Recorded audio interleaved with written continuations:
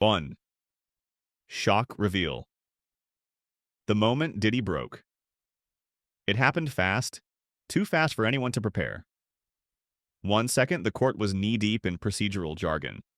The next, everything changed with a name: Prince. As soon as it echoed through the room, Diddy froze. Eyewitnesses say his body went rigid, then slumped. He lowered his head, pressing both hands against his face like he'd just been hit by something invisible. Something only he fully understood. Some in the courtroom say he looked like he was praying. Others swear they saw tears. A few claim he was muttering curses under his breath. But what's undeniable is this. After days of defiance and courtroom calm, this was the moment Sean Diddy Combs finally broke. Not when his accusers took the stand, not when the media flooded in, but when Prince, gone for years, re-entered the picture. The shock wasn't just emotional, it was tactical. Federal agents had quietly introduced the evidence before lunch, a previously unreleased audio clip tied directly to Prince's estate. It wasn't fan-made. It wasn't leaked. It was real, legal, and verified. As the tape began to play, even seasoned lawyers leaned in. The voice was unmistakable, calm, deliberate, precise. It was Prince, but not as the world knew him. This wasn't the stage performer or the cryptic interviewee. This was a man speaking plainly about something dark, about power, about control, about the kind of parties that didn't end up on Instagram, the kind of events whispered about behind closed doors. And then came the word no one expected. Diddy. He wasn't just mentioned, he was implicated. Subtly at first, then directly. The courtroom went silent as the recording seemed to reference Diddy's now infamous freak-offs. Gatherings long rumored online, but never spoken about under oath. And yet here was Prince, posthumously entering the courtroom with a message many believe was meant to be heard only after his death. A warning that had finally come due. And it hit like a bomb. The timing? Too perfect to be coincidence. The tone? Chilling. And Diddy's reaction? Proof that whatever came next, this trial had officially crossed into dangerous new territory. 2. The audio's content. Prince's posthumous warning. What started as courtroom evidence quickly became something else. A reckoning. The audio wasn't grainy or vague. It was clear, intentional, and undeniably real. Prince's voice, smooth yet edged with quiet urgency, filled the room like a ghost speaking truth no one had dared to confirm. He wasn't speculating, he was documenting. Insiders say the clip didn't just reference Diddy in passing, it painted a picture. A world of exclusive, no-phone parties, of secrets sealed behind NDAs, of celebrities stripped of their public personas the moment the doors closed. But the biggest shock wasn't the mention of Diddy. It was the tone. Prince wasn't accusing with rage. He was warning with resignation, as if he'd tried to sound the alarm before and no one listened. He referenced freak-offs in a way that suggested first-hand knowledge, not hearsay. He described the industry as a machine that chewed people up, especially those who knew too much. And he seemed to know who was behind the wheel. And then came the moment that left even legal teams shaken. A cryptic phrase buried in the audio that has since become the most dissected line of the entire trial. Prince said, "I don't entertain none of this nonsense, and nothing over the phone. I'm going to need you to get rid of all the leftover pizza boxes." At first it sounded like a tangent, random even. But as the courtroom replayed the audio, that line landed like a thunderclap. Because investigators had recently unearthed court transcripts where Diddy himself had reportedly referred to the Prince recording as pizza boxes. The phrase suddenly carried a sinister weight. Was it code? A known euphemism among insiders? Or something darker?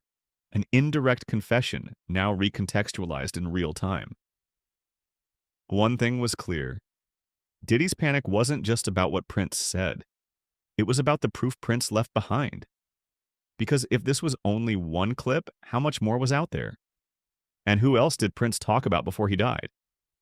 What made this moment truly historic was that it wasn't a rumor gone viral. It was evidence played aloud in a federal courtroom. And it shattered the illusion that the whispers surrounding Diddy were just tabloid noise. For the first time, they were facts. And they came from one of the most respected, enigmatic voices the industry has ever known. Prince didn't live to see this moment, but his voice, it's still speaking.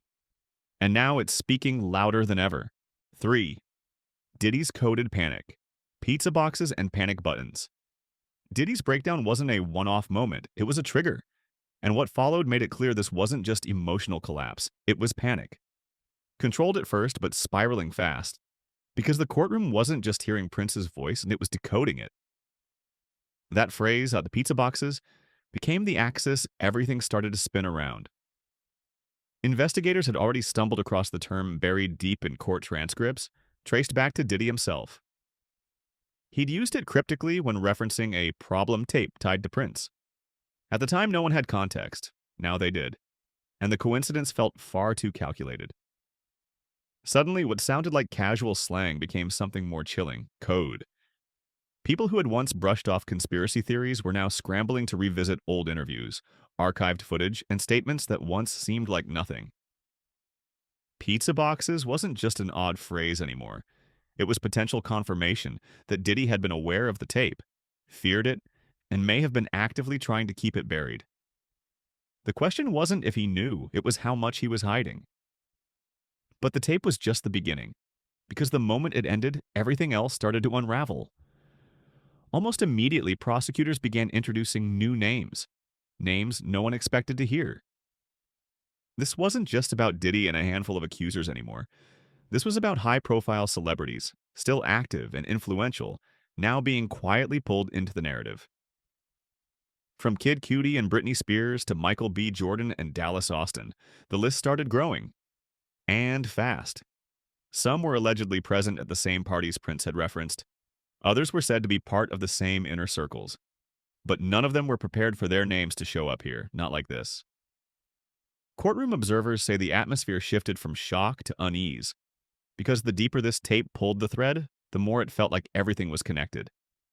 And Diddy wasn't the only one with something to lose. Sources close to the case suggest the panic wasn't just personal, it was collective. And what's worse, investigators believe Prince's recording might not be the only one. If there are more tapes, more testimonies, or more names hidden behind code words like pizza boxes, the case won't just rattle one man. It could shake the foundation of the industry itself. 4th, Prince and Diddy's secret history. The house, the footage, the warning signs. The connection between Prince and Diddy wasn't just theoretical, it was physical, real-world, documented, and now central to the storm brewing in court. What shocked investigators and later the public wasn't just the content of Prince's audio, it was where the alleged behavior happened. Because according to multiple witnesses, at least some of Diddy's infamous parties, the ones now whispered about like urban legends, took place at Prince's own estate. That's right, the Purple One's legendary home, the very compound that symbolized artistic freedom and spiritual energy, had reportedly been used, at least temporarily, for something very different. And that detail came straight from a trusted source. Jason Lee, media insider and CEO of Hollywood Unlocked, who admitted on record that the first Diddy party he ever attended happened at Prince's house. He described the scene as surreal. Tyrese was performing. Ashton Kutcher and Demi Moore were swinging on literal swings. A-listers, influencers, models, all behind gated walls. But what set it apart wasn't just the guest list, it was the control. No personal security was allowed inside. No bodyguards, no phones. Only NDAs, handlers, and the kind of unchecked access that raises more questions than answers. And Prince? According to people close to him, he knew something wasn't right. Reports suggest he had grown increasingly uneasy about what was happening inside his own walls, particularly when he wasn't there. So much so that he allegedly began monitoring the estate himself. Some say he even obtained footage, actual video recordings, of the events unfolding during those parties. And while none of it has been made public yet, insiders say it was enough for Prince to start quietly speaking out, dropping warnings in interviews, cryptic messages in songs, and finally, this tape. That's when things started to spiral. Because this wasn't just about two celebrities crossing paths. This was about one man trying to hold the industry accountable and another possibly using the very system that silenced so many before him. Prince, the artist who changed his name into a symbol just to escape a corporate contract, wasn't just fighting for his music, he was fighting for truth. And Diddy, the mogul who had risen through those same corporate ranks, might have been the target all along. Now, with footage allegedly out there, and with federal agents already in possession of a verified Prince tape, the court and the public are left wondering, how deep did this go? Did Prince plan to expose it all before his death?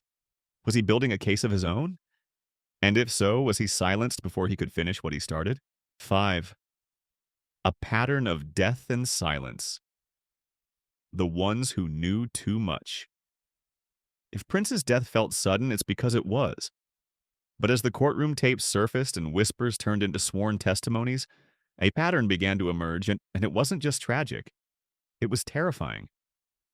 Because Prince wasn't the only one who had allegedly started talking about Diddy before dying. Another name kept coming up, again and again. Kim Porter. Diddy's longtime partner, the mother of his children. A woman known for her silence, and then, just before her death, for what she was about to say. Multiple sources have now claimed that Kim was preparing to come forward, that she had something to say, secrets to expose.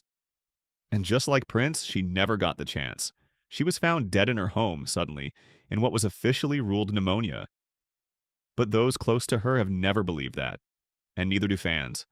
Because what tied Prince and Kim Porter together wasn't just the timing of their deaths, it was the content of their warnings. Both had allegedly begun expressing concern about the same circles, the same parties, the same man. Both were reportedly collecting evidence. Both were said to be planning to speak. And both were gone before they could. Then came the bombshell that made it impossible to ignore. A suicide note, supposedly written by Prince, was found by an employee at Paisley Park. It read like a goodbye, a cry of pain, an admission that he needed to stop the pain and let go. But for fans who had followed Prince's every word for decades, it didn't read like him at all. The phrasing, the tone, none of it felt authentic. Online communities dissected the note line by line, pointing out inconsistencies in syntax, grammar, even handwriting. Many now believe the note wasn't written by Prince at all, be it forged. Even law enforcement appeared hesitant to go deeper. One sheriff, during a press conference on Prince's death, said flat out, "There are people involved." But when asked for names, he refused. It was as if something or someone had made it clear there were lines he wouldn't be allowed to cross. And then came the final crack in the official story. Diddy's former bodyguard, a man who'd spent years inside the circle, went on record and said what so many had been afraid to voice. Kim Porter, he claimed, didn't die of natural causes. She was murdered. His words weren't vague. They were direct. There was foul play in her death, a lot of foul play. At this point, it no longer felt like coincidence. It felt coordinated. Like every time someone got close to revealing the full picture, something stopped them. Forever. Prince and Kim Porter. Two people allegedly linked not just by Diddy, but by what they knew. Two voices silenced before they could speak in court. Two deaths that, in light of the recent trial, feel far less random than they once did. And now, with one tape already shaking the courtroom and hints that more could surface, people are asking, what exactly did they know? And how far was someone willing to go to keep it hidden? 6th, industry warfare. The battle Prince fought, the empire Diddy built. Long before the courtroom tapes, before the parties, before the pizza boxes, Prince had already declared war, not on a person, but on the system. He called the music industry modern slavery, not as a metaphor, as a warning, and for years the world saw it as artistic rebellion. But now, with Diddy at the center of federal investigations and Prince's voice rising from beyond the grave, people are starting to wonder if he was trying to warn us about something, or someone, specific. At the height of his career, Prince was one of the few artists bold enough to fight his label, and win. His war with Warner Brothers was legendary.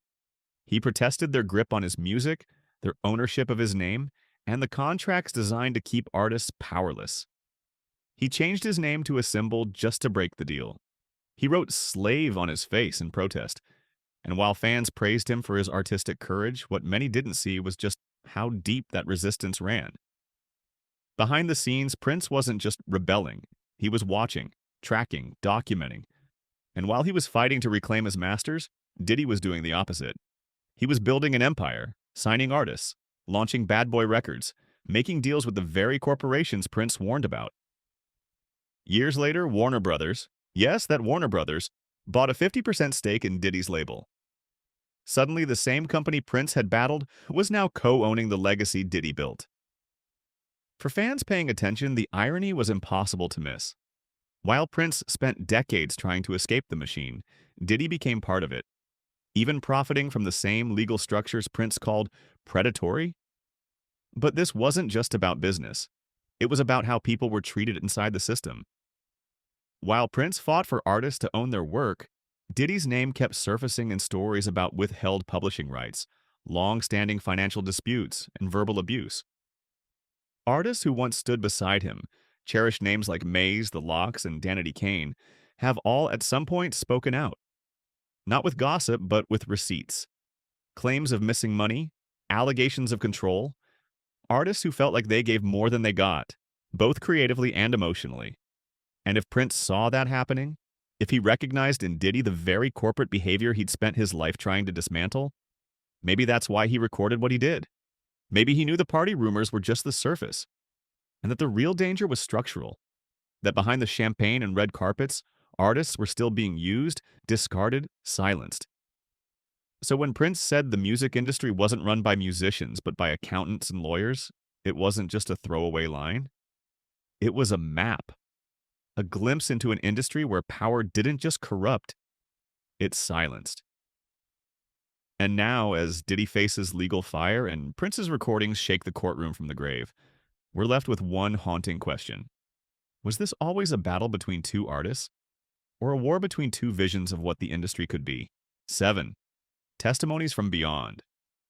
The ones still speaking. Even in death, Prince wasn't alone, because while the industry tried to file him away as a tragic icon, his inner circle never stopped speaking. And what they've said in recent years is now taking on an entirely new meaning. First came his sister, Tyka Nelson. Her voice cracked in an interview that barely made headlines at the time, but today plays like a premonition. When asked about his death, she didn't say she was shocked. She didn't say it was sudden. She said, "I had been preparing for 2 years. I knew it was coming." Her words hit like a slow burn. She claimed Prince had told her he'd done everything he came to do, that it was time. But what did he mean by that? Had he seen something coming, not because of health, but because of what he was about to expose? Fans who once brushed it off as spiritual speak are now looking back at that moment with new eyes. Did Prince know they were coming for him? Then came his fiancée, the woman closest to him in his final days, who revealed something even more haunting. According to her, Prince had been making calls behind the scenes, quiet warnings, private conversations, and in one of their final exchanges, he looked her in the eye and said the words she can't forget. "They're killing artists." He didn't mean metaphorically, he meant it. The warning didn't stop there. Legendary musician and Prince's longtime friend Sheila E. was caught by reporters outside an event and asked about his death.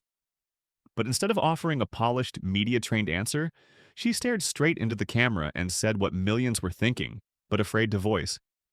"We're going to find out what really happened." No sadness, no speculation, just quiet certainty, and maybe even a hint of fear. And then, in the most unexpected twist, Candace Owens, a conservative political commentator known more for politics than pop culture, joined the conversation. She posted a video claiming she planned to investigate Prince's death herself. And while her audience and Prince's couldn't be more different, the very fact that people outside the music world were connecting the dots only deepened the mystery. Owens suggested that Prince's death might be linked to a larger pattern, a disturbing timeline that included Michael Jackson, Kanye West, Justin Bieber, and now, Diddy. Each of them, she claimed, had spoken out, and each had been silenced in one way or another. The deeper this goes, the more Prince's death stops feeling isolated and starts feeling orchestrated. These testimonies aren't coming from tabloids or clickbait. They're coming from people who loved him, people who shared his last days, people who say in no uncertain terms that he knew what was coming. And if the court continues to unseal evidence, if more recordings, files, or statements come to light, the industry may finally be forced to answer a question it's avoided for years. Was Prince silenced not because of what he created, but because of what he knew? 8. Final words and unanswered questions. The warning that wasn't heard. As the dust settles around the courtroom and the Prince recording continues to echo in headlines, one thing is clear, that this was never just about a party, or even about one man. This was about a legacy, a battle, and maybe even a prophecy. Because long before Diddy was forced to face a jury, Prince tried to warn us all. In his final public appearances, Prince didn't name names. He didn't need to. His message was always layered, lyrical, symbolic, cryptic, but intentional. He told young artists to watch who they trust. He told them to own their masters. He told them to stay away from the giants, the people at the top, the ones who seemed untouchable. Looking back now, it wasn't a speech. It was a goodbye letter. Not to his fans, but to the industry. And hidden in that letter was a final act of rebellion. The audio played in court may just be one piece of it. If Prince really was collecting evidence, if he really had files, tapes, or knowledge stored away, then what we heard could be just the first drop in a flood. And if he was taken out before he could release it, we have to ask, who else helped silence him? Who benefited from his silence? And why, years after his death, is his voice still doing what it always did, breaking systems wide open? And what about Kim Porter? She died just months after allegedly telling friends she had secrets about Diddy. She was reportedly writing a memoir, gathering documents, planning a sit-down. And just like Prince, she didn't live to tell her story. Was it a coincidence? Or was it another pattern? Another silencing? What's haunting now is that the most powerful revelations in this case aren't coming from prosecutors or reporters. They're coming from the dead. From Prince, from Kim. From those who lived close enough to see the truth, and dangerous enough to want it revealed. Their voices are still here on tapes and transcripts and testimonies. But the question is, will the world finally listen? Because if what Prince hinted at is real, if Diddy's pizza boxes were more than just metaphor, then the industry may be standing on the edge of the most explosive reckoning in modern music history. One where artists aren't just fighting for credit, they're fighting for survival. So now we're left with the questions that won't go away. Was Prince's death really just about pills or about what he was about to release? Was Diddy's courtroom breakdown a reaction to exposure, or the fear of what's still to come? And if more recordings exist, who's next? We've heard from Prince's sister. We've heard from his fiancée. We've watched the court tremble at the sound of his voice. But the final question might not be what he knew. It's what we'll do with it now. Do you believe Prince's tape was just the beginning? Is the truth still buried, or finally clawing its way to the surface? Drop your thoughts in the comments. Subscribe for more.